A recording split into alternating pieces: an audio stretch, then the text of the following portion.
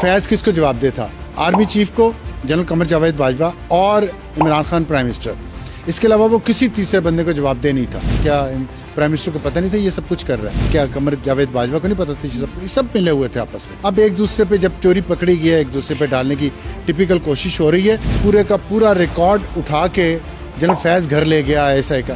वो रिकॉर्ड आज मैं आपको उसकी थोड़ी सी डिटेल मजीद बता देता हूँ। वो मामूली रिकॉर्ड नहीं था, उसमें डिजिटल डेटा था सारा, millions of terabyte video recording, बहुत सारे सियासतदानों की, जर्नलिस्टों की, जजेस की, इवन जर्नलों की भी। ये इतना बड़ा जुर्म है जिससे पाकिस्तान की जो कौमी सलामती है वो खतरे में पड़ गई। लोगों की जिंदगियां खतरे में डाल दी हैं उन्होंने। पाकिस्तान की कौमी सलामती से लिंक्ड सर्विंग लोग, उनकी जिंदगियां खतरे में डाल दी, उनकी आइडेंटिटी खतरे में डाल दी सबकी। और मैं इससे बड़ी जिम्मेदारी से ये बात कर रहा हूँ। 30 अरब रुपया बनाया है जो अभी तक सामने आया है। ये एग्जैक्ट फिगर नहीं है और ये इससे फिगर ज़्यादा बढ़ेगा। फिर जाते हुए ये ISI की कोई गाड़ियाँ ऐसी बुलेट प्रूफ, बॉम्ब प्रूफ वो ले गए हैं साथ।